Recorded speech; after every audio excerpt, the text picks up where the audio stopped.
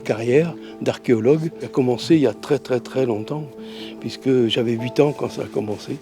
Avec mes parents, on est allé visiter la grotte de Lascaux, qui était ouverte au public à l'époque, la vraie.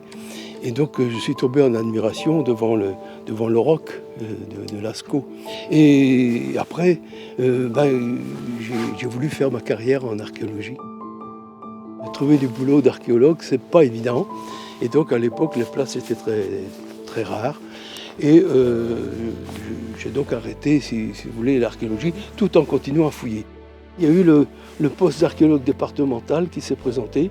Donc je me suis inscrit comme candidat et c'est moi qui ai été pris. Et puis voilà, donc j'ai démarré avec rien du tout au département. Et petit à petit, j'ai fait créer le dépôt de fouilles du Finistère et puis le centre d'archéologie du Finistère. Donc voilà, ça c'était le travail de ma vie d'archéologue. Et ma carrière s'est terminée il n'y a pas tellement longtemps, puisque il y a quelques années simplement, en découvrant une gravure de roc au rocher de l'Impératrice qui datait de 14 000 ans.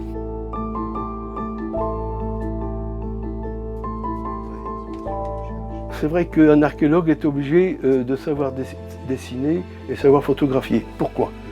Parce qu'une fouille archéologique, c'est une destruction de sites archéologiques. Donc si on n'enregistre pas au fur et à mesure tout ce qu'on voit, eh bien c'est perdu définitivement. Et donc un archéologue doit savoir dessiner.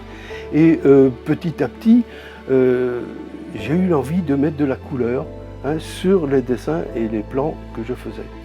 Et c'est ainsi que j'avais toujours un carnet sur moi. Et donc voilà déjà mon carnet de travail. Et petit à petit, on est passé au carnet de route et au carnet de voyage. Je suis arrivé à Comona un peu par hasard et j'ai commencé à étudier le patrimoine de Comona. L'église de Comona, à l'intérieur, est absolument magnifique. D'une part parce qu'on dispose d'un mobilier qui est extraordinaire. On a des fonds baptismaux qui ont été faits par Honoré Alliot. Honoré Alliot était un sculpteur de la marine de recouvrance à Brest.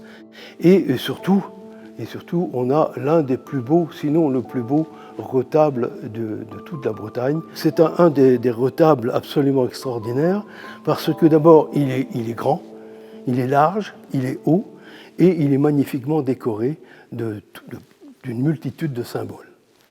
L'église de Comona n'est pas comme les autres. Le total tour plus flèche fait 57 mètres de hauteur, à un point déjà culminant de la commune sur une colline qui est à 262 mètres d'altitude. Donc on arrive à avoir une hauteur du coq qui est perché à plus de 300 mètres d'altitude et qui rivalise bien entendu avec les monts d'Arrée qu'on voit en arrière-plan.